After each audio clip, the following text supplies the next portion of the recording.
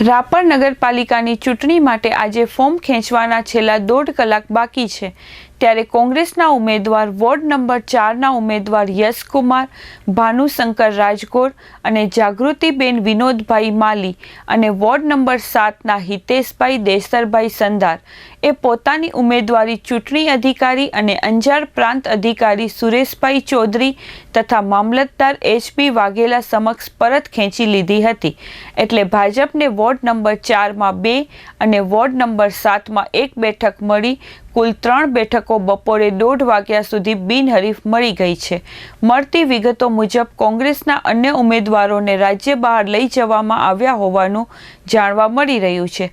ત્યારે હજુ ફોર્મ પરત ખેંચી લેવાના સમય બપોરે 3 વાગ્યા સુધી હજુ 2 બેઠકો પરના કોંગ્રેસના ઉમેદવારોનો સંપર્ક કરી પરત ખેંચવાની બેઠકનો દોર ચાલી રહ્યો છે। જો અંતિમ સમય દરમિયાન આ ફોર્મ ખેંચવામાં આવશે કે કેમ તે અંગેની ચર્ચા થઈ રહી છે। અત્યારે તો ભાજપને 28 બેઠકોમાંથી 3 બેઠક બિનહરીફ મળી ગઈ છે।